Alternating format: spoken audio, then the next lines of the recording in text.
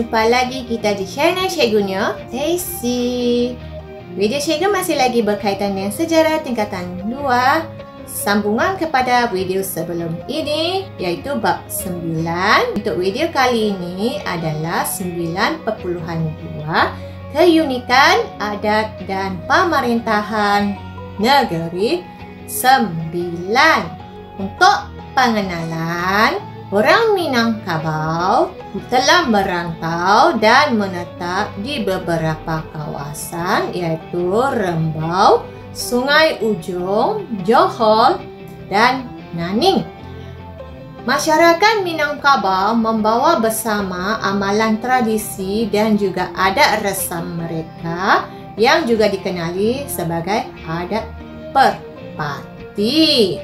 Dalam 9.2 ini, kita akan tengok subtajuk yang pertama adalah keunikan adat perpati dan yang kedua adalah keunikan pemerintahan di negeri 9. Mari kita tengok tajuk yang pertama, iaitu keunikan adat perpati. Keunikan yang pertama adalah dari segi jurai keturunan, di mana adat perpati jurai keturunan adalah sebelah ibu, di mana kaum perempuan dianggap sebagai ibu soko.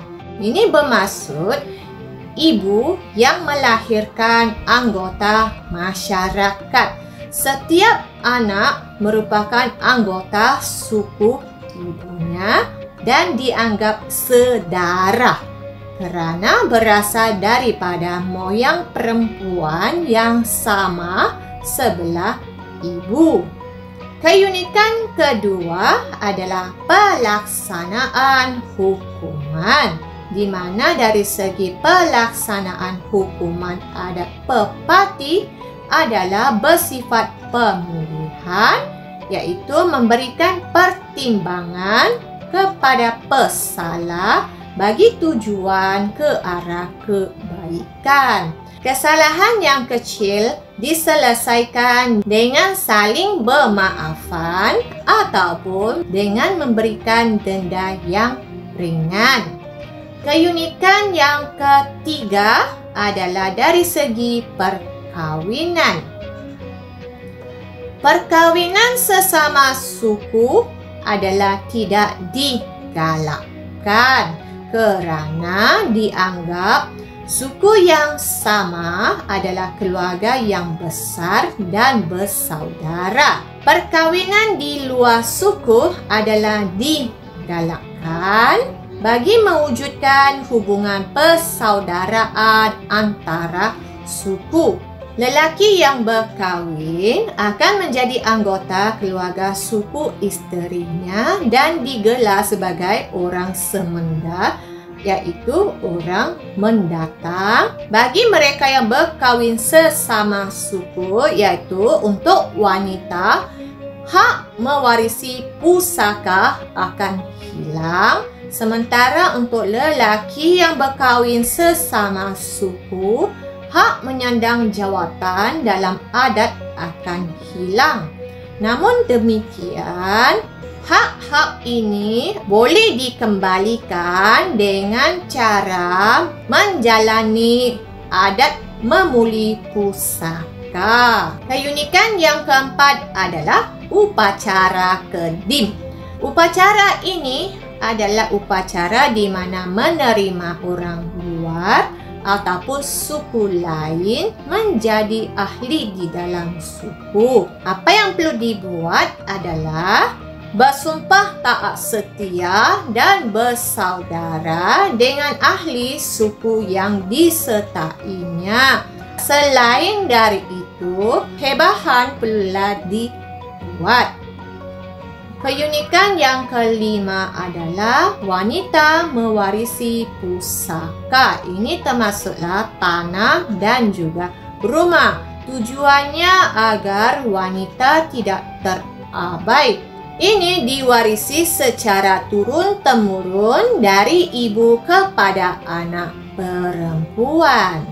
Kita akan tengok, tahukah anda bahawa adat pepati sebenarnya diamalkan oleh kebanyakan orang Melayu di Negeri Sembilan. Adat ini adalah berdasarkan kepada adat Minangkabau yang telah dibawa oleh Datuk Pepati Nan Sebatang. Kemudian adat pepati ini disesuaikan dengan adat orang tempatan bagi tujuan untuk melindungi kepentingan individu dan juga masyarakat. Tajuk yang kedua yang akan kita tengok adalah keunikan pemerintahan di Negeri Sembilan. Negeri Sembilan menggunakan sistem adat pepati, di mana sistem ini adalah satu amalan adat yang unik. Terdapat 3 kumpulan utama masyarakat, iaitu yang pertama adalah perut, yang kedua adalah suku, dan yang ketiga adalah luak. Di mana ketiga-tiga kumpulan masyarakat ini berkuasa untuk melantik penyandang pesaka adat atau pemimpin. Mari kita tengok raja. Kumpulan masyarakat yang pertama adalah perut, di mana perut merupakan unit yang terkecil, di mana ahlinya ini adalah dari keturunan sebelah ibu. Kumpulan masyarakat yang kedua yang lebih besar daripada perut adalah suku. Suku merupakan unit kedua, di mana dia dibentuk daripada beberapa perut. Keadaan ini menyebabkan keluarga menjadi semakin besar. Yang ketiga, luak. Luak merupakan daerah atau jajahan bagi kumpulan ketiga dan yang terbesar. Kita akan tengok pelantikan pemimpin di Negeri Sembilan. Pemimpin yang dimasukkan ini adalah ketua adat, termasuklah ibu soko, buah pak, lembaga, undang dan juga yang tuan besar atau yang di-Pertuan Besar, di mana semua ini dipilih melalui hasil permuafakatan. Mari kita tengok hierarki pemerintahan di dalam adat pepati Negeri Sembilan. Dimulai dari sebelah bawah yang terdiri daripada anak buah dan ibu soko, kemudian akan bergerak ke atas, iaitu terdiri daripada buah pak. Lapisan yang ketiga adalah lembaga dan diikuti oleh lapisan yang kedua, iaitu undang, dan lapisan yang tertinggi dalam sistem pemerintahan adat pepati di Negeri Sembilan adalah Yang Tuan Besar atau Yang di-Pertuan Besar. Yang Tuan Besar atau Yang di-Pertuan Besar merupakan ketua di negeri, di mana dipilih oleh undang yang 4 dan merupakan lambang kesatuan dan persekutuan. Untuk lapisan yang kedua tertinggi tadi, iaitu undang, merupakan ketua di luar yang dilantik oleh lembaga. Undang yang 4 terdiri daripada undang Sungai Ujong, undang Jelebu, undang Johor dan undang Rembau. Kemudian undang yang 4 ini akan berkerapatan, iaitu bermesyuarat bagi memilih seorang yang layak daripada keturunan Yang Tuan Radin untuk dijadikan Yang Tuan Besar atau Yang di-Pertuan Besar. Lapisan yang ketiga tadi adalah lembaga.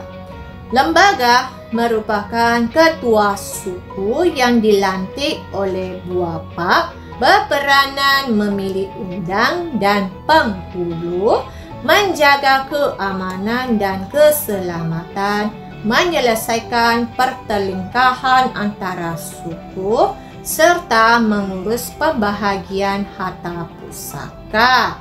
Lapisan yang keempat adalah buapak. Buapak merupakan ketua yang dilantik oleh anak buah dalam perut. Kemudian, buapak menjadi ketua rujukan aspek dari segi adat dan juga hukum. Lapisan yang kelima adalah ibu soko, di mana ibu soko perlu mengetahui, memahami, dan menghafal adat dan asal-usul kelompok kekeluargaan yang diwakilinya. Secara tidak langsung, ibu soko terlibat dalam pemilihan dan pelantikan buapak kelompok yang diwakili.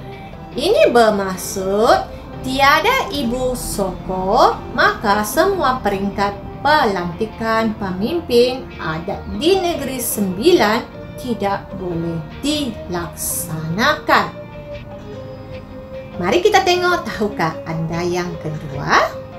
Penghulu merupakan ketua luar atau daerah.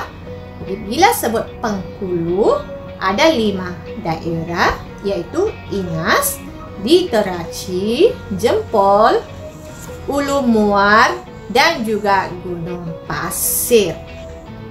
Ibu soko juga dikenali dengan beberapa nama seperti Ibu Waris di Luak Johor, Ibu Telapak di Luak Tampin, dan juga Bundong Kanduang di Minangkabau.